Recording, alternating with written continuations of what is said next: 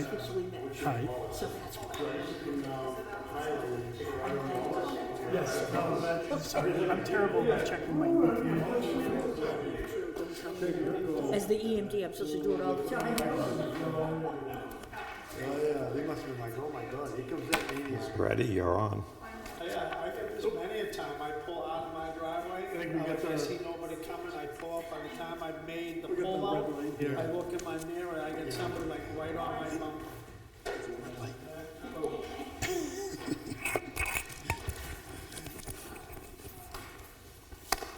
Ready? Yeah. All right. All right. So we have our February 25th Newton Planning Board public meeting. It is 7 o'clock, and first off, we will salute the flag. Pledge allegiance to the flag of the United States of America and to the republic for which it stands, one nation, under God, indivisible, with liberty and justice for all.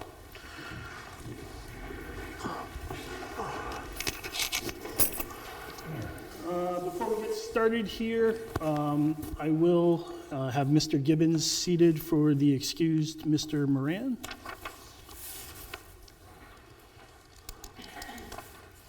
I know I always have to ask this. We don't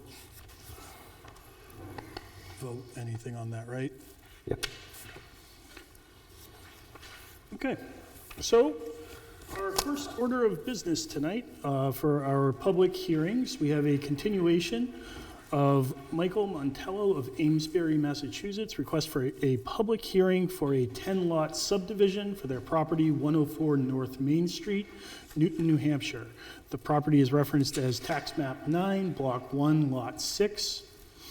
We had taken jurisdiction of this application in December, so that was more than 65 days ago. And at this point, I would like to invite Kat Morill to present. Hi everyone, my name's Kat Morrill. I'm from Millennium Engineering representing Mike. We are here tonight seeking conditional approval for the 10-lot subdivision. We are currently in process of verifying and receiving our permit numbers from the state and local agencies. At this time, we have finished the gas main coordination with both Unitil and Maritime and Northeast and have provided favorable letters of cooperation or agreement to the board for their review. One coming from Roger Barnham from Unitil and the second coming from Laura Bailey of Maritime. Over the course of the last several months working with them, they requested that we reduce the impact over the gas line and remove the retaining wall over the easement. So we've done that and provided a revised site plan which revises the grading over the easement area and changes the impacts that are had in that area. In addition, based on comments from the town reviewing engineer, we did make some modifications to the drainage permit, or to the drainage structures and stormwater management. We have received our NHDOT permit number, which we can provide as needed. Otherwise, the lot and road configuration remain the same. And then additionally, we did submit request for the waiver that we were verbally approved for at the last meeting, and then at the request of NHDOT, a waiver for apron slope. And then because of the wetland impacts, we formally submitted, I should say in combination, the wetland impacts and the changes of grading with the gas companies. We did submit a formal waiver request for reduced shoulder width across the wetland crossing. To try and limit the impact to the wetland.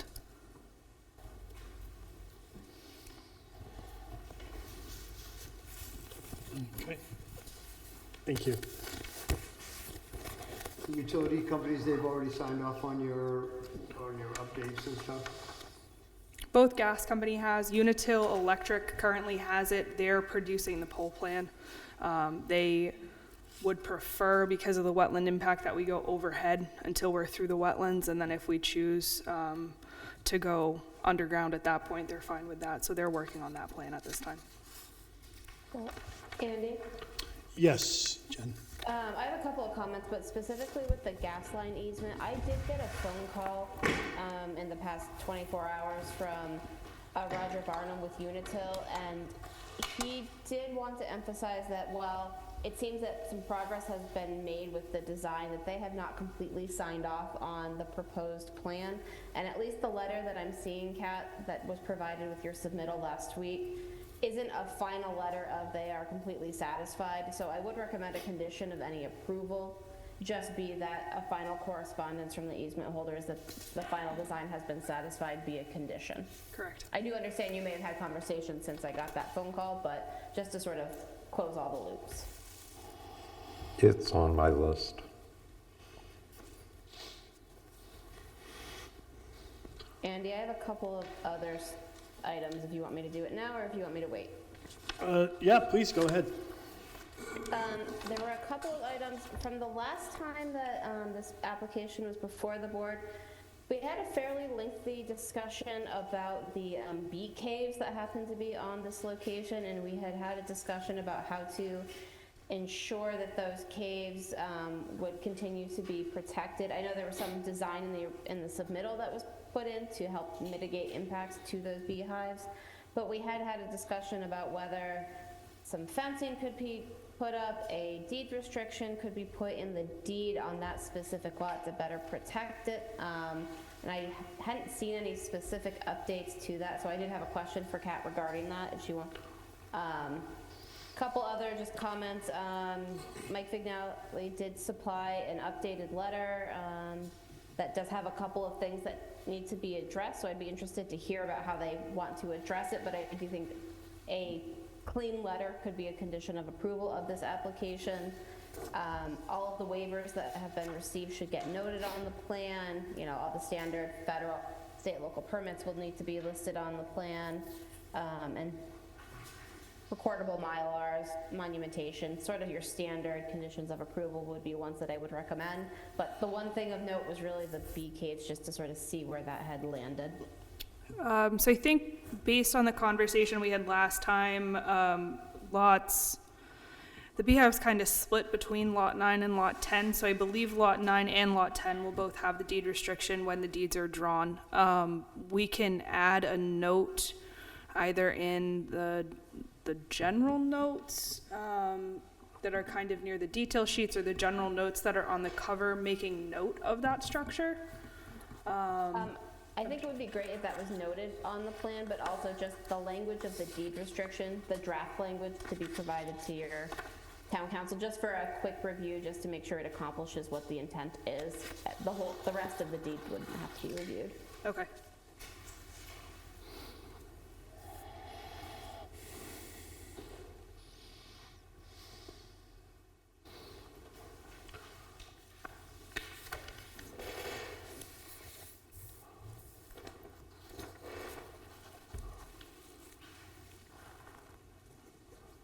Jen, what's your take on the waiver? The waiver appears reasonable. It's in conformance with what they presented at the last meeting verbally. I think it would be nice for the board to fully take it up now that you have it in writing, just to reaffirm it, but it seems to fit with what the intent of this application is without any negative impact on health, safety, or welfare. All right, I just wanted to make sure.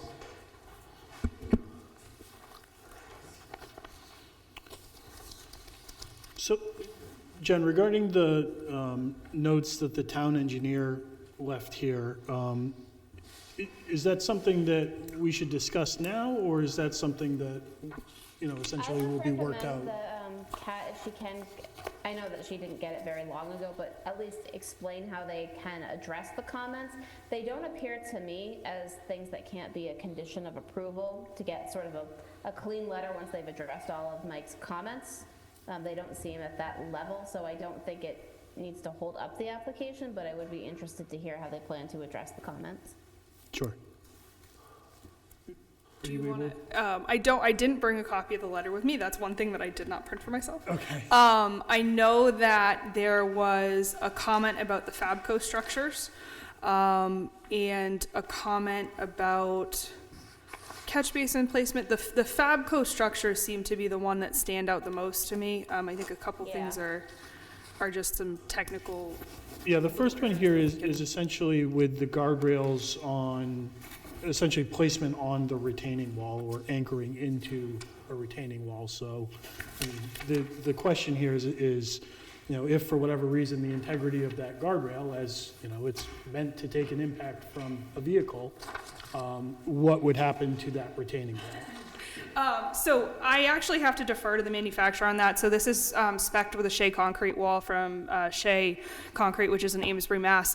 The best thing that I can say at this time is that there are others of this nature done in the area. I would assume that if it is hit and there is an integral issue, it may be a replacement to the block wall, but I don't know. I can get a letter from Shea with what they typically do. What we are proposing is similar to what was done on, I think it's Lock Lane, which is just off Southampton Road in Amesbury as you travel down 107A.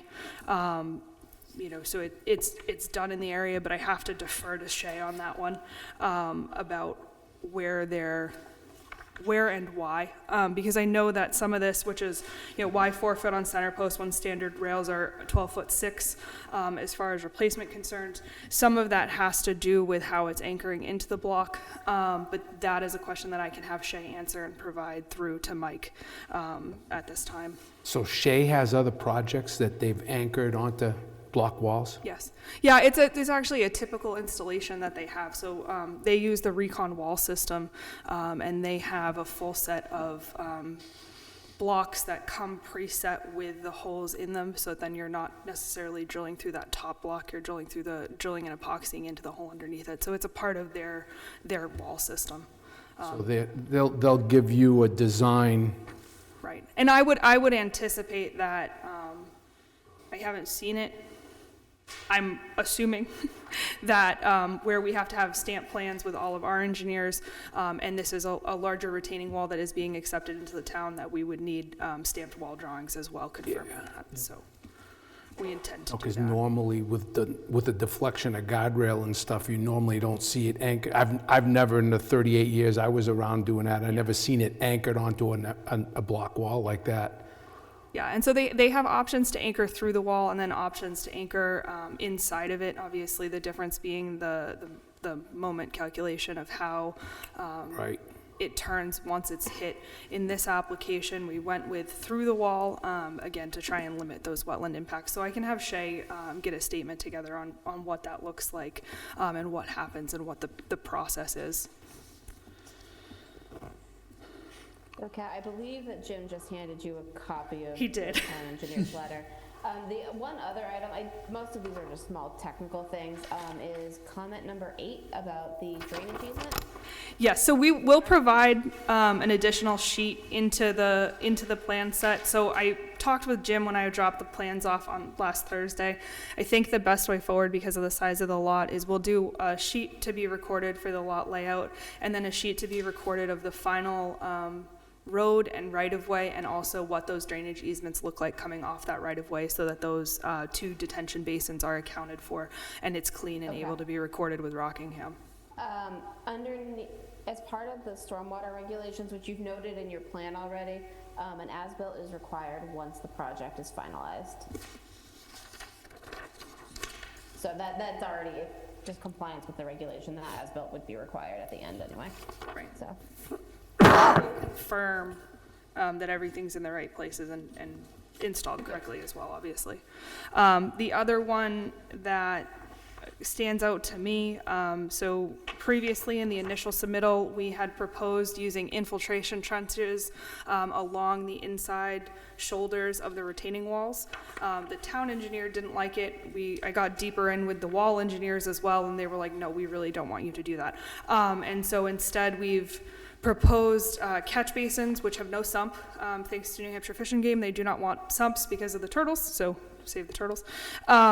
They do have Fabco storm basin inserts, and what those are, they're a insert that sits inside the top of the catch basin along the same area as the grate, and then they have a cartridge that goes inside of them that helps to filter out your nitrogen, phosphorus, hydrocarbons, and some of your sediment as well. Because in that area where we are in the middle of a wetlands crossing and unique to the site, we have such a change in elevation.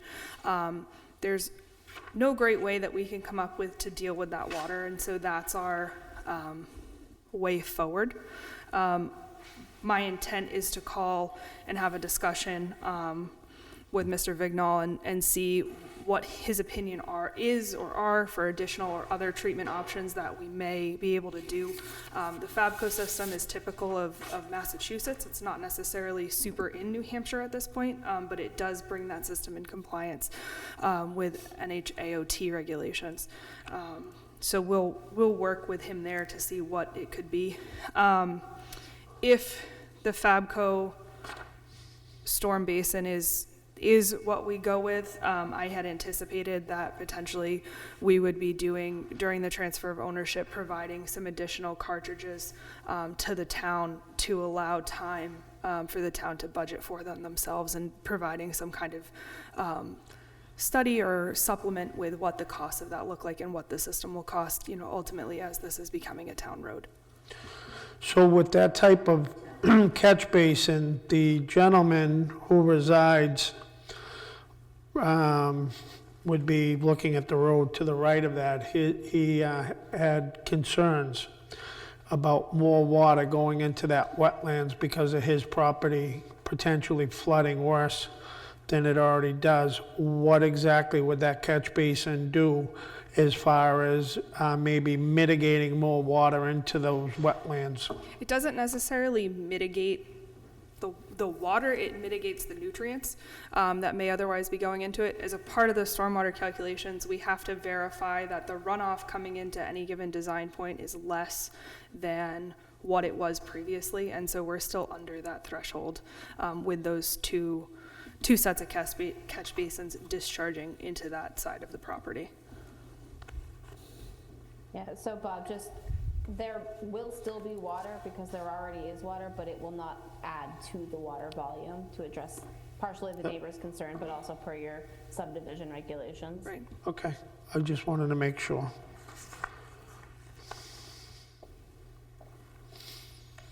Yeah, please go ahead. Jen, comment number 20. So have we addressed the fact that we don't have 3 foot of cover over the catch basins, which was a concern? I'm sorry, what comment are you referring to? Number 20, comment 20, response 20. So where we could, so comment 20 was in the original letter from KV. There were a few pipes that were shallow. Where we can, I've added back the cover to get the 3 feet. There are a couple places, the main one that stands out being this front. There's a cord there, I can't go that way.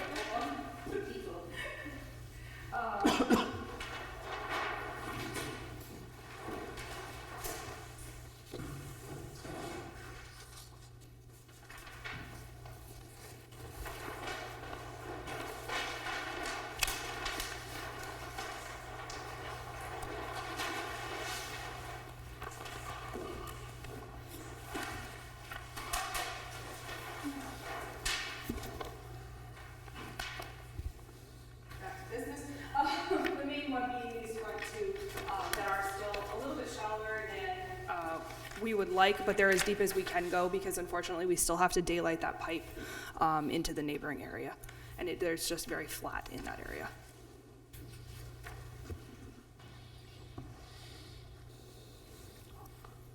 So Mike has reviewed all of their original submittals, and then his updated letter has been reduced to only 9 comments. A few things left over from the previous letter, but most of it has already been satisfied from his original letter.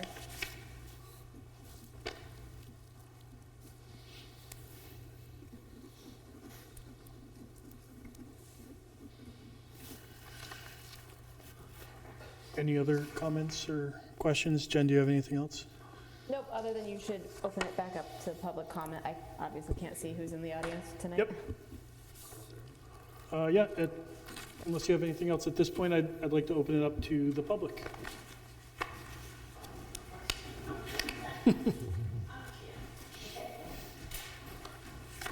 Big crowd. Hi, Sandra for Conservation.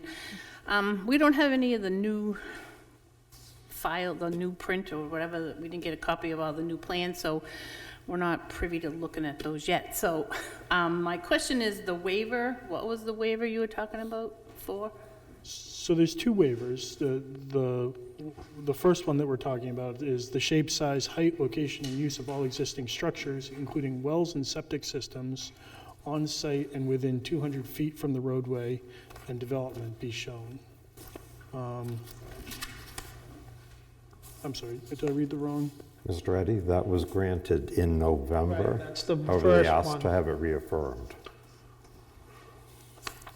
I think there was one waiver for something about impact to the wetland. Was that the road width or some width? The shoulder.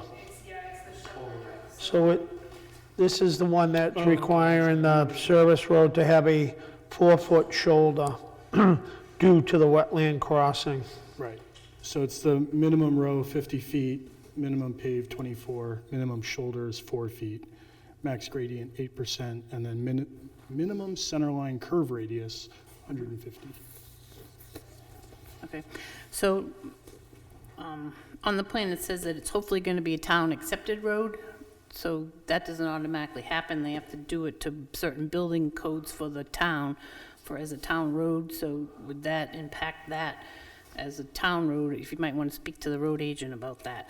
And then if there is a catch basins, and then if the town's going to have to take over that responsibility, she said something about a cleaning or whatever, is there an impact fee or something like that that could be given for that to help the town if we do accept it as a town road? Because if we don't, then it wouldn't be up to the town to maintain it. But I guess if the town does accept the road, then we would have to maintain that basins and all that.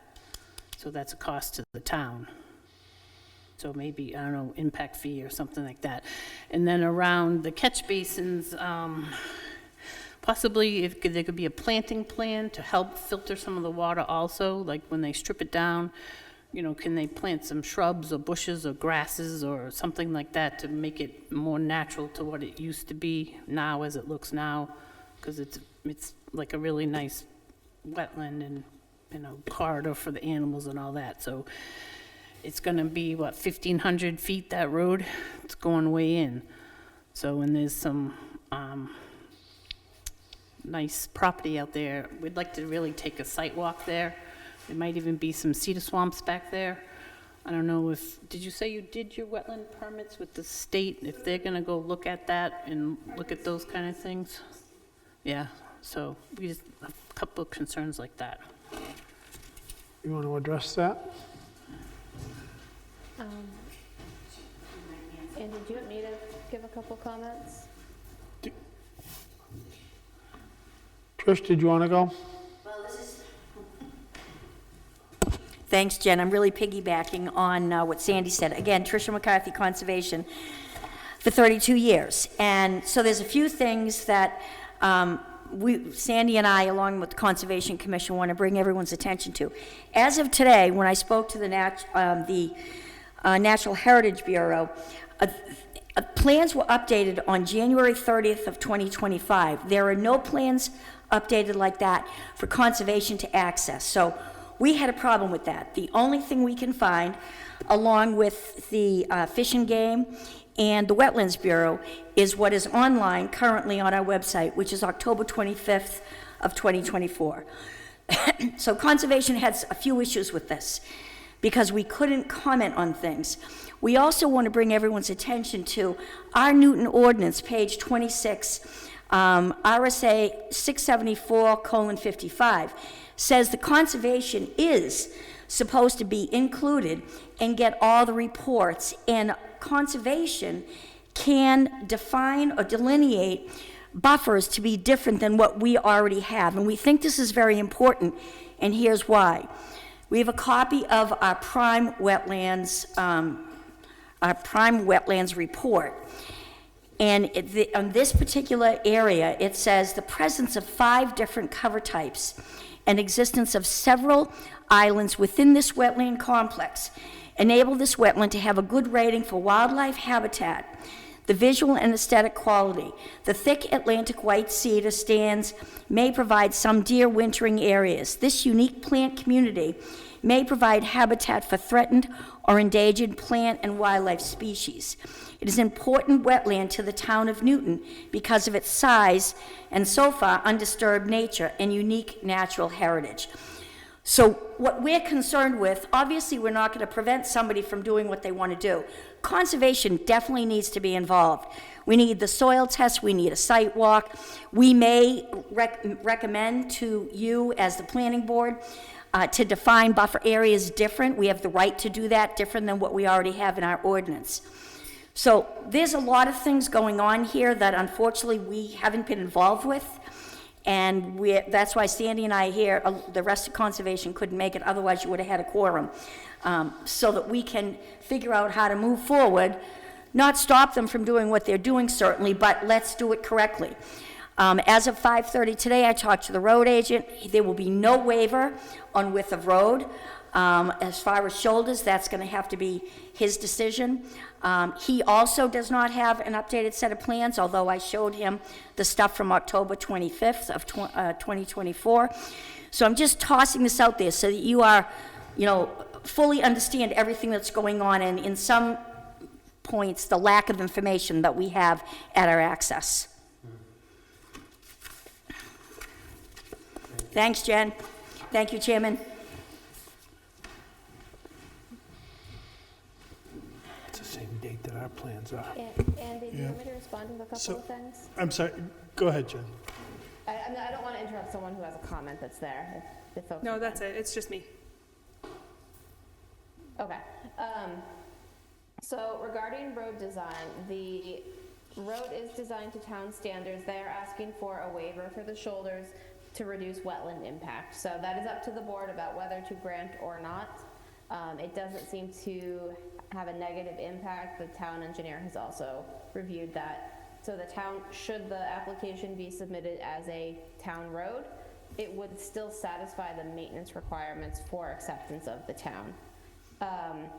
Regarding, and I apologize, I forget exactly who said it, whether the road agent could require certain shoulders or not, the design at this point is in the hands of the planning board.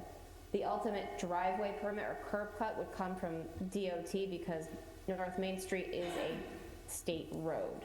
So that apron would actually be a DOT requirement, which the town doesn't have jurisdiction over. As far as notification to the Conservation Commission, obviously it was notified, it's posted on the town website, but as long as the plans are available, that is considered sufficient notification to the Conservation Commission. I will say, Tricia and Sandy, the wetland delineation has not changed since the original submittal. There have been some modifications that have been made to it. So the design has changed slightly, but the Conservation Commission has had the ability to access the applications. If I'm not correct, Jim, they have been available at the town office with the updated plan set. Where is it? So those are just a couple of general comments. I'm not disputing what anybody has offered as far as how they would like to see things proceed. Sorry, I'm taking over. We don't have access to it, Jen. That's the problem. It's the only access we have is what you see on the town website, which is October 25th. And to say to conservation, oh yeah, it's online. Well, we're all a part-time board. Maybe you get paid, we don't get paid. And if you want us to look at something, and certainly these people are welcome to come to our meetings, nobody has contacted us. So again, there is nothing online that's up to date that we have access to, or the road agent for that matter. So I just want to make that clear. Now I took over your mic, go ahead. So, Tricia, I'm not trying to argue with you about what was available or how it was available, but as long as it is publicly available through the planning board office, that is considered sufficient. Online is wonderful, but there is a point where it is, at least for legal components, it has been available. I am pushing real hard for this board to work with you guys more, and I think they're really open to it, but we're all just doing the best that we can at this point. Okay, give me 1 second, because if I'm doing this on my phone, which is an oversight on my part, but I want to try and address everything that we can tonight for Conservation Commission's benefit, because we're not trying to blindside anyone as a part of this process. This is the old And this is one of the few projects, actually, that Only difference. Okay, we have had Jane 24. wonderful response from Fish and Game and Heritage Bureau. So this project is referenced as NHB 24-1981 on January 30th, 2025. I'm about to enter into La La Land for a second and just speak verbatim, I apologize. On January 30th, 2025, New Hampshire Fish and Game has completed review of the materials submitted for consultation for 24-1981, which was based on the December 13th, 2004 site plans dated August 7th, prepared by West Environmental. And so that was the precursor to what actually came in front of the board. Basically showed the same general layout, again with a few minor tweaks, and that crossing still being intact. The project proposes to upgrade an old wood road for a proposed subdivision that has an underside culvert and currently impounds the water upstream. We'll construct a subdivision with associated roadways, stormwater management system. The lots will have individual septic systems and wells. This will be associated with the NHDES wetlands dredge and fill number, which has not been filed at this time, and the NHDES alteration of terrain, which also has not been filed at this time. Based on the New Hampshire Heritage Bureau data check letter results, we have included all of these into the plan set. At this time, we do have the Blandings turtle sheet and all of that at the back side, in the back it's sheet 20, so when you do have the opportunity to see the plan set, you will see that. And so the spotted turtle and the Blandings turtle potentially are affiliated with this site, and so we've taken care for them.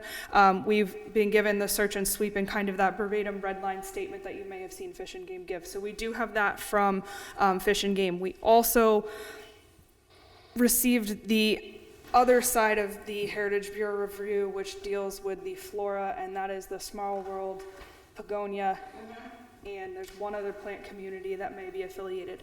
It is noted that, let me see if I can get that file back up so that I can read it, sorry. It is noted that we do have rare and threatened plant communities and that there is a cedar swamp on the property. Mark West is the wetland scientist on this project. He and I had a conversation, and so in our response to Maddie Severance, who's one of the environmental reviewers for NHB, she requested that the town has established a 50-foot wetland setback. NHB recommends a minimum buffer of 100 feet between the exemplary natural community and any work, including clearing of trees and grading. NHB recommends reconfiguring the development in order to maintain a 100-foot buffer wherever possible.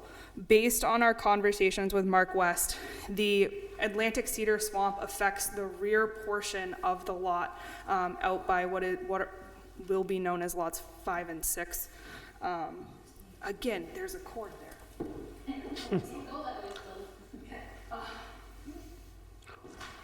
So it's these two lots. It's this wetland that comes out back here. These two, so it's kind of this portion out here. So the development stops ahead of it. The Atlantic cedar swamp, to Mark's recollection and knowledge.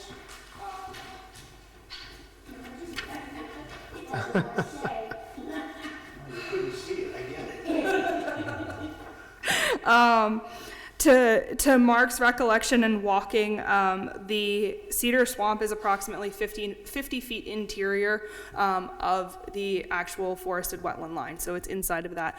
We intend to, before we finish our approval process, go out and actually GPS locate where that interior line will be so that we can show the offset on the plans to correspond with Heritage Bureau and take care of it in that regard, so that it is located and known so that we are protecting it. Heritage Bureau Noted the small world begonia, and New Hampshire Heritage Bureau recommends a survey for the plant in thin woods proposed to be impacted, specifically areas that are at the bottom of south-facing slope or in drainage. Areas that are more likely to support this plant generally contain American witch hazel and down birch logs. Surveys should be conducted from a qualified biologist from late June to late September. Once the survey is completed, please contact NHB with the results. So Mark West will be the botanist/biologist doing that review, and he will take the walk in the time period. We don't anticipate, we're walking that line of trying to figure out when we're coming out of permitting and going into construction, and understanding that we do have the stipulations set forth by both Fish and Game to protect the turtles and Heritage Bureau to protect the plants, and that those create certain windows where work can and can't occur in the wetlands or such, or close to those buffers. So that may impact some of the work and how it goes through in this process.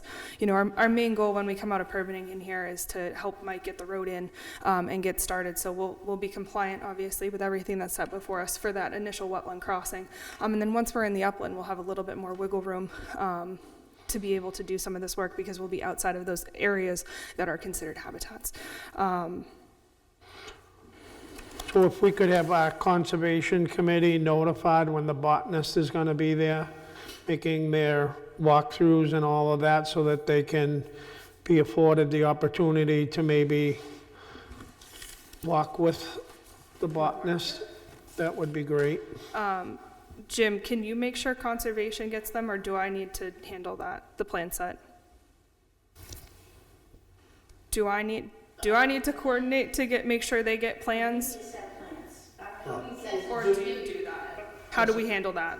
So just to clarify here, what is the plans that we have also say, at the top, they say October 2024.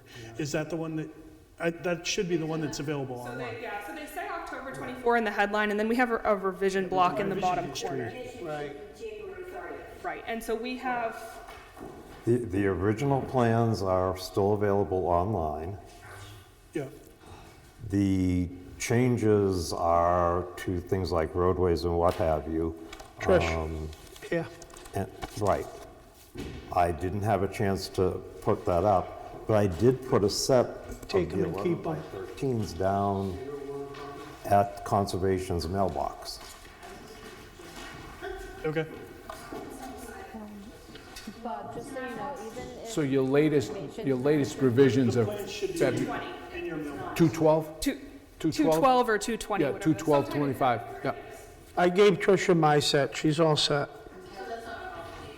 Bob, just so you know, even if Conservation was invited to go out with Mark West when he goes and does the survey for the endangered plants, at that point, Conservation Commission will have no ability to comment on anything. It may be of interest and note to them, but any advisory capacity at that point would be very limited.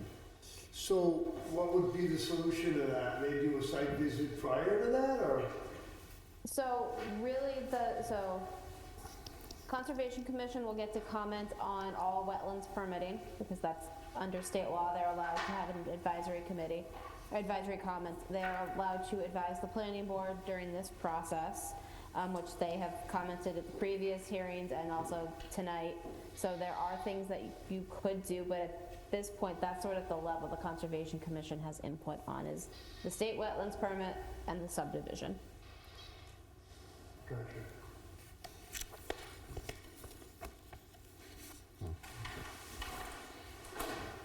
I get a question for you. With the impacts with all the wetlands and everything, is there going to be a SWEP plan for this project that is going to be drawn up for the contractor to? This project will be subject to not only New Hampshire regulations, but it will also go to the Army Corps and be a part of a construction general permit because of the area of disturbance, so we'll have a stormwater. So they'll have the stormwater plan in that? Yeah, and they'll have protection requirements for how they maintain their silt sock once catch basin structures are installed, making sure that silt bags are put in place until everything's stabilized, all of those kinds of things. Meetings after a quarter of an inch of rain or whatever it is, and all, yeah. Yeah, I mean, their that's gonna inspections. at least that's good. That's huge for these people to have that. And Jen, am I correct in stating that whether this road becomes a town road would be up to the select board? Ultimately, yes. That's why you want it designed to town standards, but reduced shoulder width does not necessarily mean it is not designed to town standards. You're just allowing some leeway because of the nature of the road proposal. But yes, it could become a town road with select board approval. The impacts to the town would be what you were saying before, whatever filtrations go into these catch basins? So it would, for drainage management,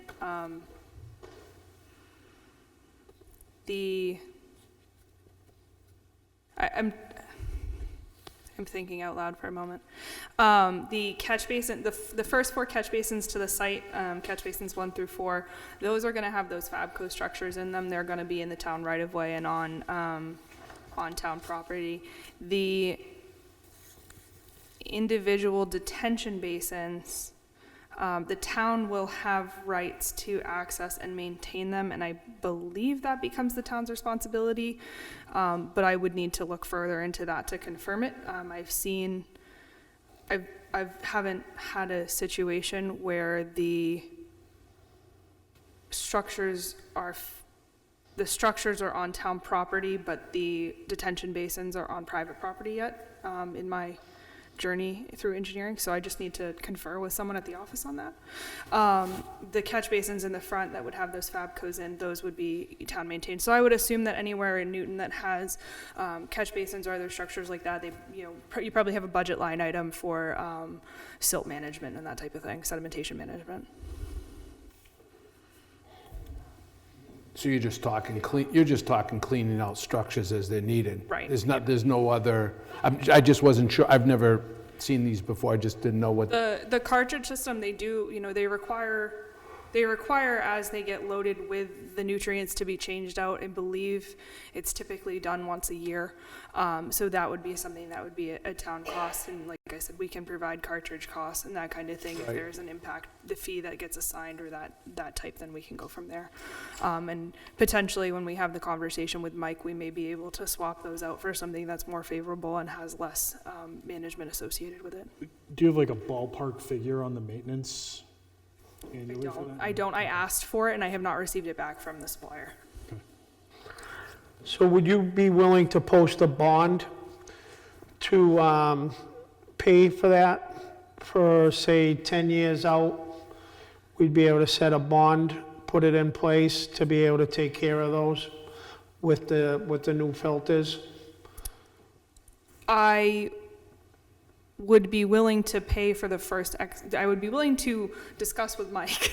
Let me put it this way, to pay upfront for them, and provided that we can have somewhere to store the cartridges, that type of deal.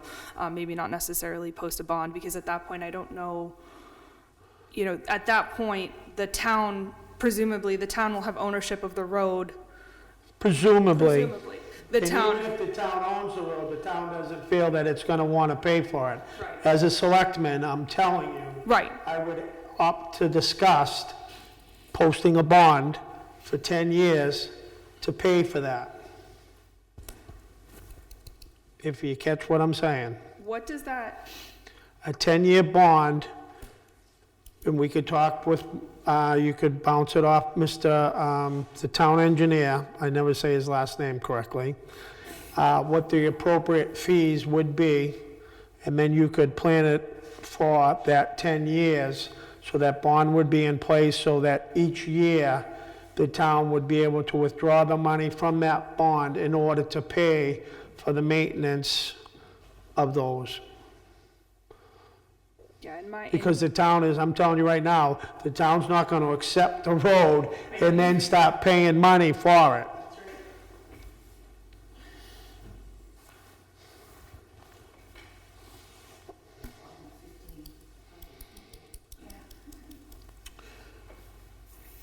Well, so let me throw that a different way. How would you handle road plowing at that point? What's that?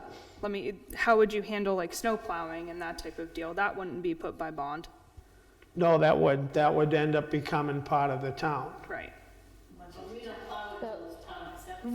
Right, assuming that it's town accepted and all of that, which, you know, that we won't know until we get binder on or wearing course on and we're completely built at that point, and then it, you know, we have a whole And other again, that's conversation. presumably the select board accepting the road as a town road.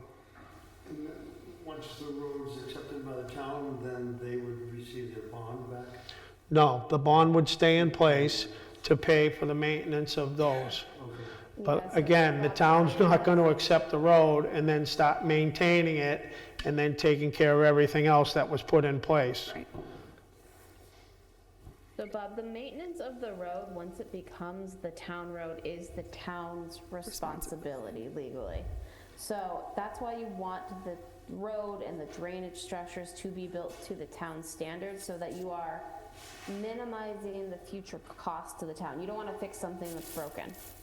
And that's why there's a 2-year maintenance bond with any road that the town goes to accept. That's part of that process. Having a specific bond for the cleaning of filters would be very unusual, and I would caution you to put that as a condition of an approval. Well, and that's why I said about posting a bond for that, because that's something that the town is not equipped or has never had to deal with before. But this isn't an extensive, sorry, Jen. This isn't an extensive system. This is pop a grate off and replace an 8-pound filter. You know, it's nothing that is super time-consuming, you know, type deal. I just want to make sure that the board is aware of that. I understand, you know, the town regulation, the town maintenance, but we're in a situation where low-impact design and not having structures does not work well for this site. We actually had to abandon it to go in favor of some traditional methods, the low-impact portion being those detention structures and, you know, structures, basins that are formed on those 2 lots to be able to get the site to work. So I'm not saying that I'm opposed to it. I've just never heard of it being phrased that way. I've seen different situations where owners will take quote unquote spare parts. In this case, they would be additional filters so that they already have them ready in stock and ready to go, you know, to be stored in a DPW shed, and then, hey, these are specific for Montello Way type deal. I just haven't seen it done as a bond. Bob, I have a suggestion. Yeah, As, if we get to it, a potential, either a condition of approval or as a question to be asked for a continuance, that the applicant work with the town engineer to understand what the cost of replacing such filter would actually be for a 10-year period.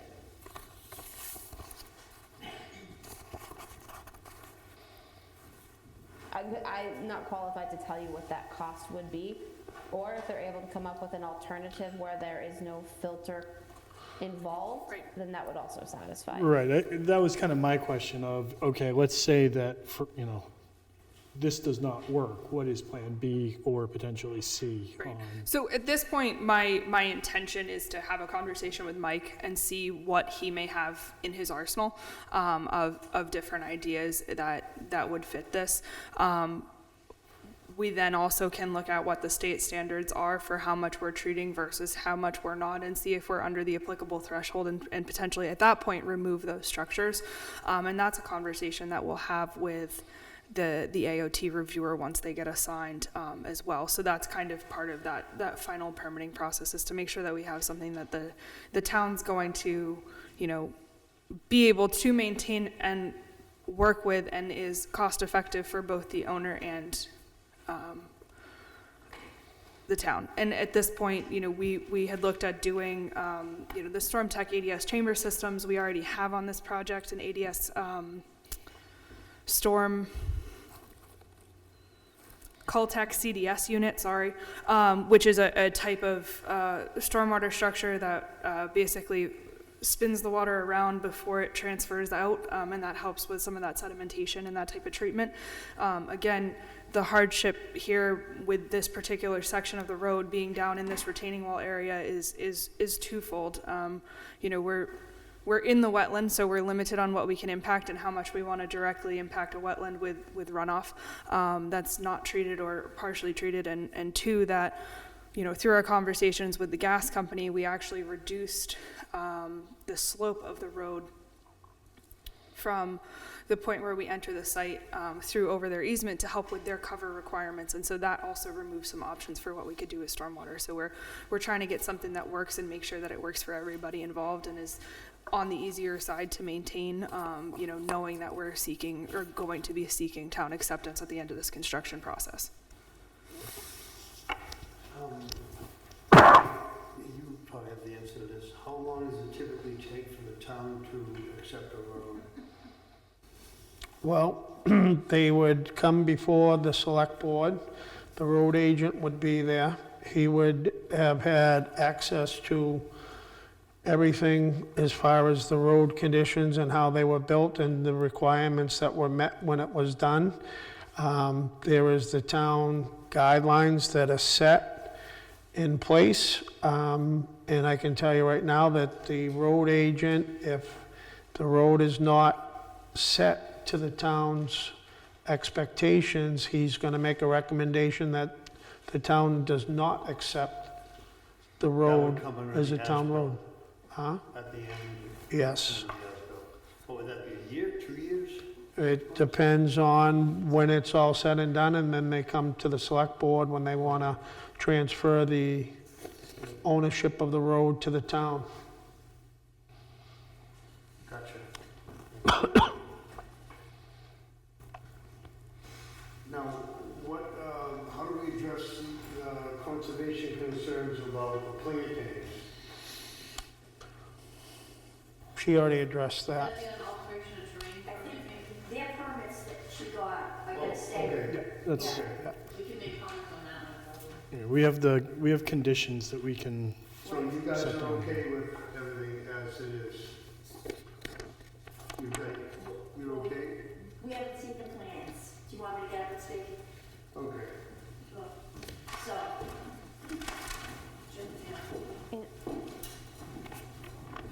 So based on all the conversation with state today, we know as of January 30th, there is an updated set of plans with recommendations. We have not seen them. Typically, somebody like the state, whether it's the wildlife, the wetlands, when they make recommendations, that's their expertise. We'll go along with what they say. So I don't think we have a problem. Our problem is that we haven't seen them. And so I'm sure, is it Katrina? So if Katrina has them, probably Jim has them, eventually we'll get them or they'll be online, and then we can comment. We've got a meeting not this week, but the following week. And we certainly can talk about it, but I think Jen's made it perfectly clear that we almost have no say. So in the future, It's just limited. well, we have to take it like it is right now. But again, whatever their recommendations are, we're probably going to be fine with. Okay?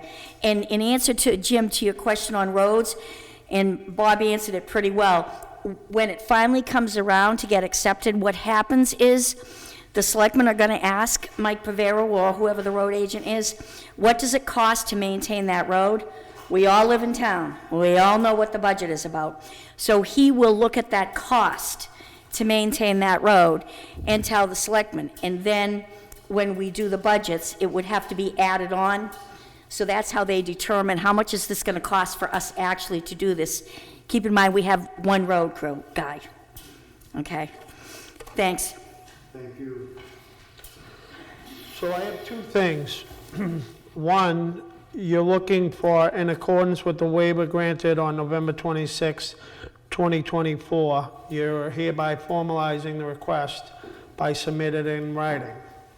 You request relief from section 8.1.5, letter F, requiring the shape, size, height, location, and use of all existing structures, including wells, septic systems on the site within 200 feet of site. So I'm going to formally make the motion to approve that. Is this what we need to do, Jen? Reaffirm. That'll work. To reaffirm it? So I'm making that motion to reaffirm it. I'll second it. Okay. Ms. White?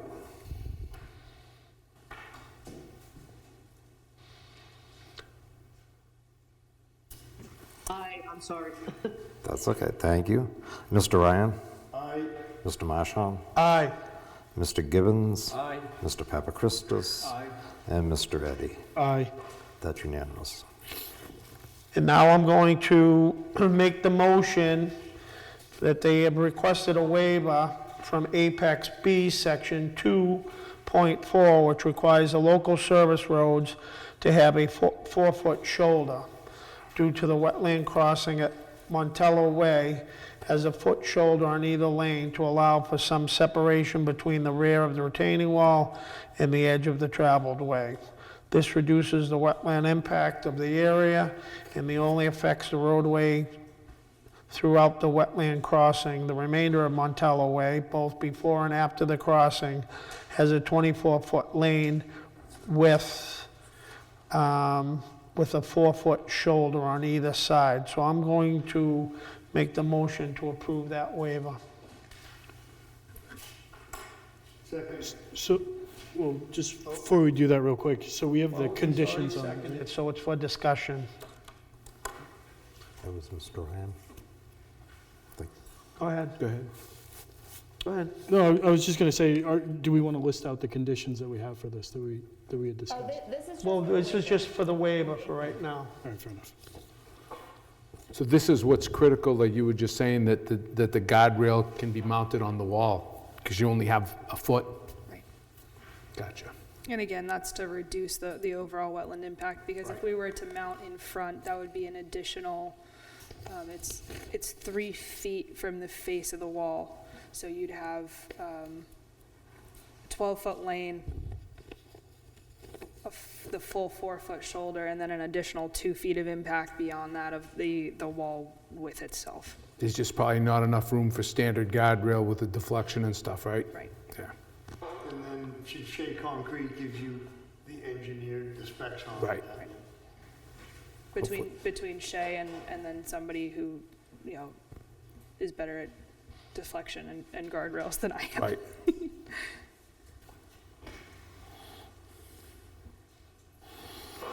Okay. So motion seconded, you seconded? Ms. White? Aye. Mr. Ryan? Aye. Mr. Marshall? Aye. Mr. Gibbons? Aye. Mr. Papachristos? Aye. And Mr. Eddy? Aye. That's unanimous. Now you want to talk about conditions? Would you like me to read you the list I have going? She has a list Can going. I ask Jen a question prior to that? Waiver? Yeah, go right ahead. Oh, yeah, there is another waiver too. Thank you. If you want to finish with that one first.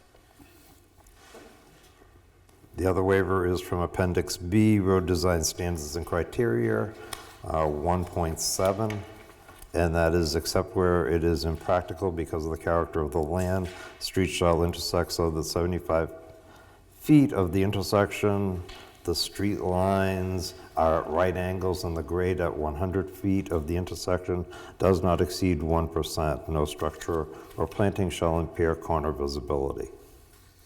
Motion as stated. I missed that one. It's a long. Second it. Thank you. Ms. White? Aye. Mr. Ryan? Aye. Mr. Marshall? Aye. Mr. Gibbons? Aye. Mr. Papachristos? Aye. And Mr. Eddy? Aye. That's unanimous. You wanted to ask Jen? It's either Jen or you. I don't know who's better suited to answer it. I'm wondering though, just for reference, I know Thornell Drive was recently approved through the planning process. I know they have not finished construction yet. They also have that shoulder waiver in place. Is it atypical of, or has it even happened recently that the planning board has granted the waiver and they've gone for town acceptance and the select board has said no? In my understanding, that has never happened in Newton in the 12 years that I've worked with the town. Can you repeat that one more time? In the 12 years I've worked with the town of Newton, they have never not accepted a road that has put before them. Okay. Before that, I can't allude to, but.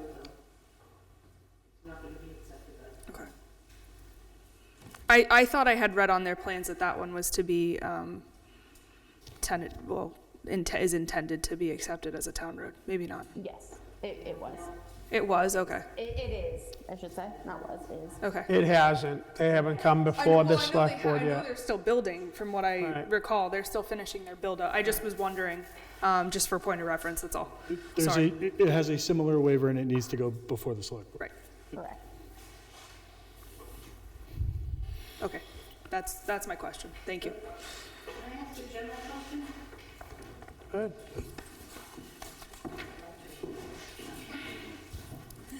I just had a question because I was very intrigued by her Heritage Bureau report. So is that incorporated anyway in the site plan, or does anybody get an official copy of those By comments? reference, yes, the permit numbers are noted and some of the notes to make it into the site, into the subdivision. Okay, because I was wondering, like, I think in some of our subdivision ordinances, it says that stone walls and features should be on the plan, so like that cedar swamp and some of those plants that are, could that be incorporated in the plan? Like, so on the sheet they record, something like that, or So should I? only if it's delineated, given that that would be after the fact, Sandy, I would recommend that one not necessarily be, but you'll note they do have like the bee caves noted on this plan, which is actually a somewhat unusual feature to even note. So it's yeah. nice that they did. Yeah, I was just wondering. Okay, thank you. Yep.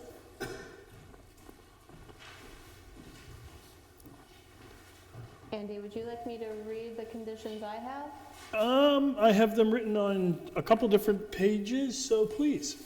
All right. A note shall be added to the plan set indicating a deed restriction on the bee caves on the appropriate properties, and that the deed language shall be provided to the town for its council review. Second one I have is the applicant shall provide the board with the cost estimate of maintaining the filtration required for the stormwater system for a 10-year period, or provide alternative design that satisfies the requirements for stormwater treatment under Newton's regulations and to the satisfaction of the town engineer.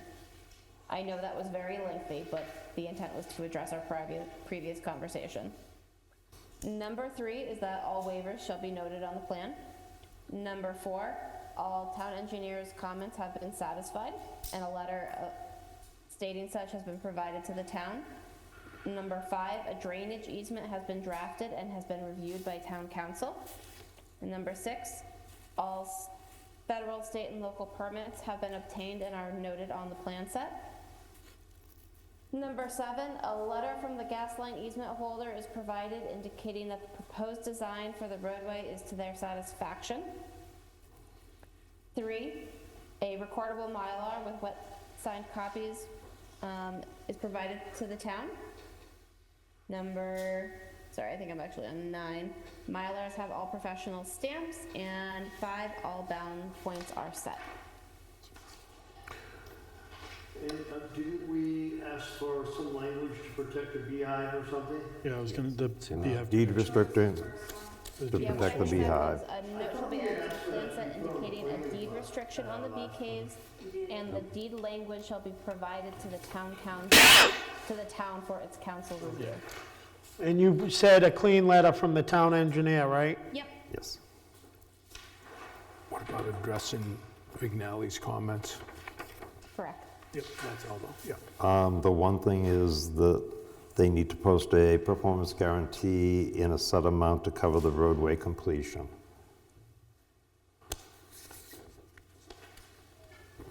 Which I believe Ms. Morrell is prepared to speak to.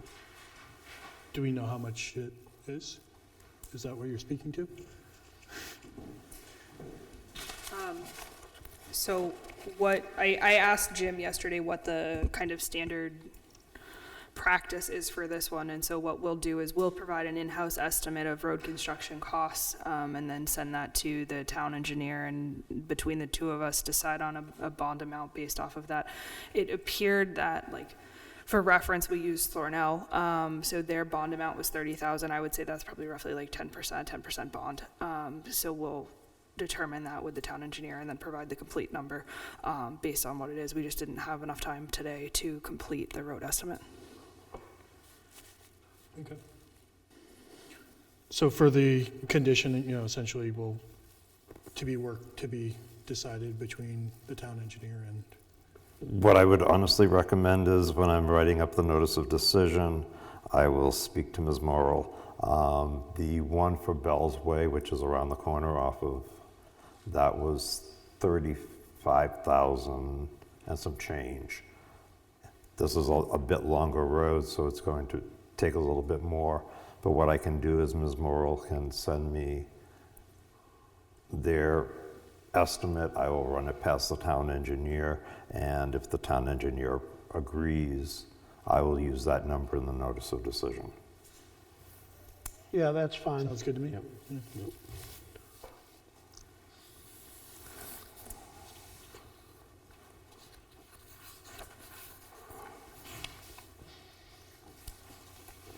You ready for a motion? So I'll make the motion that the board finds, in fact, that the application with the requested waivers meets the requirements for subdivision in the town of Newton, and that justice would be served by approving the application with everything that was just forementioned.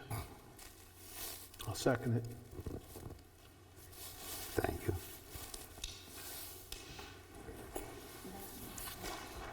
Is there any further discussion? Ms. White? Aye. Mr. Ryan? Aye. Mr. Marshall? Aye. Mr. Gibbons? Aye. Mr. Papachristus? Aye. And Mr. Eddy? Aye. That's unanimous. And don't forget, I'd like the botanist to get hold of conservation. What's that? Who's the burden of notifying conservation going to be on? You guys or? Typically, Yeah, Jen talked about, the New Hampshire permit processes also notify conservation commissions to the best of my knowledge, but I'm happy to take the chair's email and make sure that as we go through the process, we're also getting satisfied. I don't want you guys to go on this. If I may, Mr. Chair, yes, so Katrina, we'll give you our contact information, and you've already accepted your notice of decision, but I would think, since we have habitat vegetation, species that we're trying to protect, but even more importantly, 2 habitat turtles that we're trying to protect, it should be somewhere that conservation needs to be notified or part of the decision, notice of decision, so that we can keep in contact with her. I mean, we do have a Blanding's turtle and a spotted turtle there. I'm just saying, it's too late, you already did it, but Katrina and I and Sandy as our chair will work with her, but I just, for future, just want to say that out loud. Yeah, we'll try to make sure that doesn't Thank you. occur.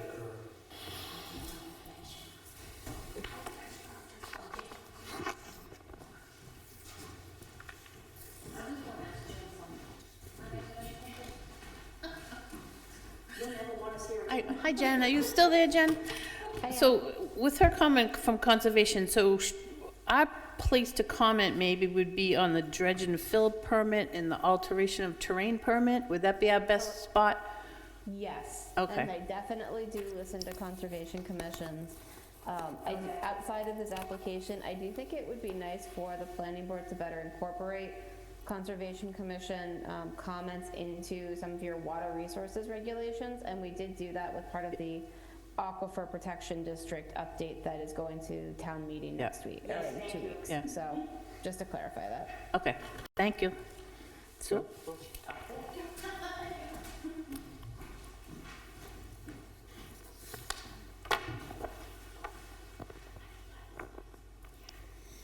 okay.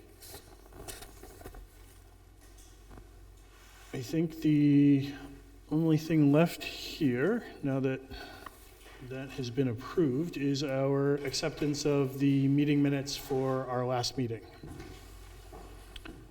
You guys are good. Move to thank you. accept. Thank you. I'll second. Is that Mr. Gibbons or Mr. Papachristus? Thank you. I missed a long meeting, huh? What's that? I missed a 9-minute meeting. Ms. White? aye. Mr. Ryan? Aye. Mr. Marshall? Aye. Mr. Gibbons? Aye. Mr. Papachristus? Aye. And Mr. Eddy? Aye. Mr. Chair, just one final thing. You have at your place a letter from Mr. Piper. Yes. I gave you copies. This is the first time I saw it. I spoke to him a while ago about this. Okay. I'm not certain what he is looking for because there was a lot line adjustment between the former owner of his property and an abutting property. And as a lot line adjustment that did not create any new lots, it would not have a subdivision lot number. Because if no new lot is created, there would be, With that. I can forward this to you, Ms. Rowden. Yeah, I'm gonna make a motion to carry that over so we can get the investigation going on that Yeah, I don't- before we do anything with it. I just wanted to let you guys know that Yep. this came in so that if So we'll carry it over and give us, it's not on the agenda, it's just an FYI. Sounds good. Okay. Unless there's anything else, we will, Is there a meeting on the next one would be the 11th, right? Which is the The next meeting will be March 25th. 25th, right? yeah, because voting's March 11th. so get out there and vote. All right, so we will adjourn at 8:40.